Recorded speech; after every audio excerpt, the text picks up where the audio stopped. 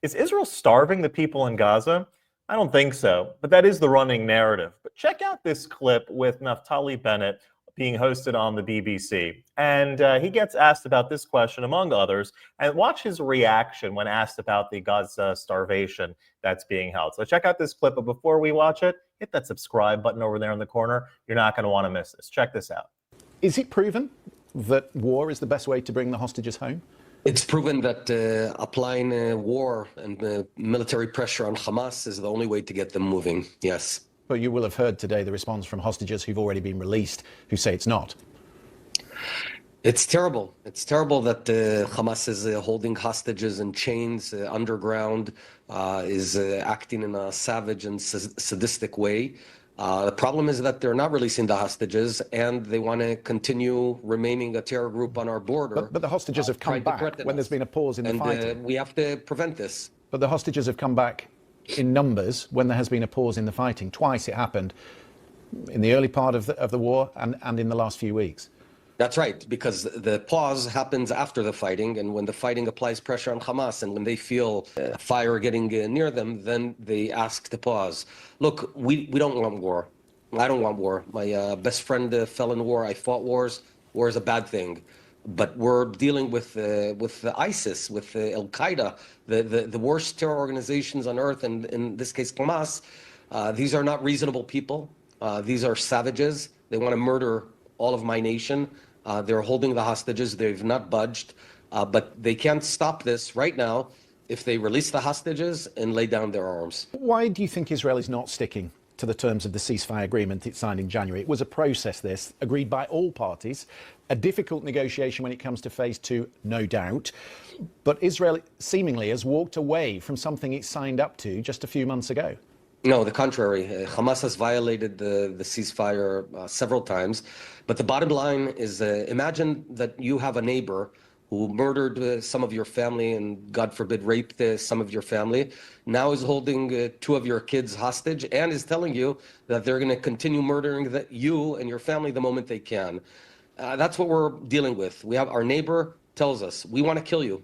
We want to annihilate the Jewish people. They keep on saying it. In fact, right now, we know that they're preparing more attacks. And being nice and talking is not moving anything. So we have to apply pressure, and we have to fight these savages and defeat them.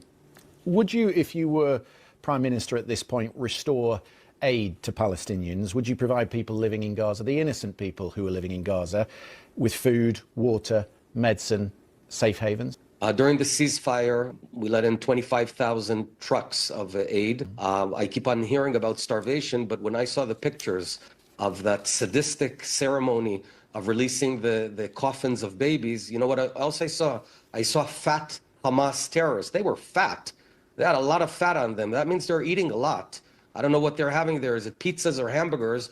But I guess there's a lot of food if you're that fat a terrorist. So with all due respect, tremendous amount of food is entering Gaza. Hamas is hijacking some of it. And if I were a Gazan, I would come with complaints to Hamas. But the British government, a key ally, says Israel is breaking international law by stopping aid going into Gaza. The Foreign Secretary, David Lammy, said that while Israel, quite rightly, must defend its own security, the ongoing blockade is a breach of international law. No, we're not. That's incorrect. We're allowing tremendous amount of food in. And in fact, there is no starvation in Gaza, as I just mentioned. If there were, I think we'd see skinny people, but instead all we saw is fat terrorists. The only skinny people were the hostages that were starved by the terrorists. How much of this do you think, this decision to walk away from the ceasefire agreement, is politics? Because you have said previously that Prime Minister Benjamin Netanyahu is seeking to avoid the ultimate responsibility for the security failure on October 7th. Do you think this says more about his position within the coalition?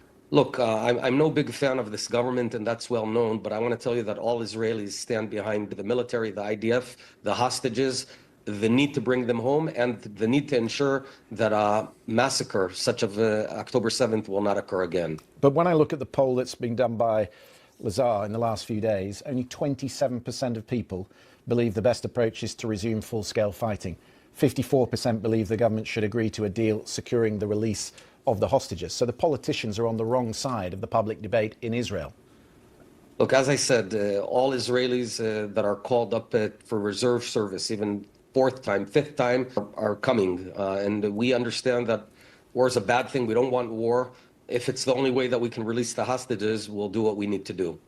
Do you think there is a future for Palestinians in Gaza?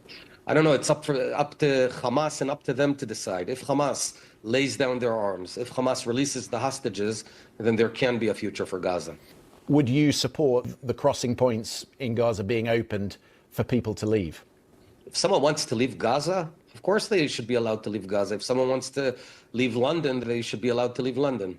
Because the concern would be, and I just want to get to the bottom of this, is that Donald Trump has complicated this picture and this ceasefire process. He's talking about this Riviera-style resort in Gaza, and out of that comes a breach of the agreement that was signed up to 2 months ago. And people, I guess, in the Arab world will be concerned that this is the final scenario in Gaza, that we're in the beginning of that process.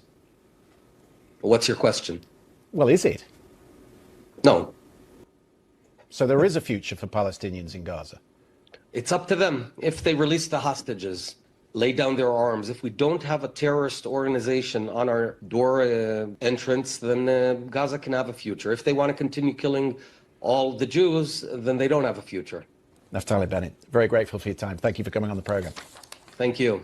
Whatever your thoughts are on Naftali Bennett and his politics, that aside, he's very good in these sorts of media exchanges. He does make the very clear point that if you have a neighbor that wants to kill you, that has killed in the past, that says and promises that the first opportunity they're going to kill you again, you have to make sure that they're not going to be able to do that. You have to make sure that that governmental force is rooted out and that a new sort of arrangement can be made.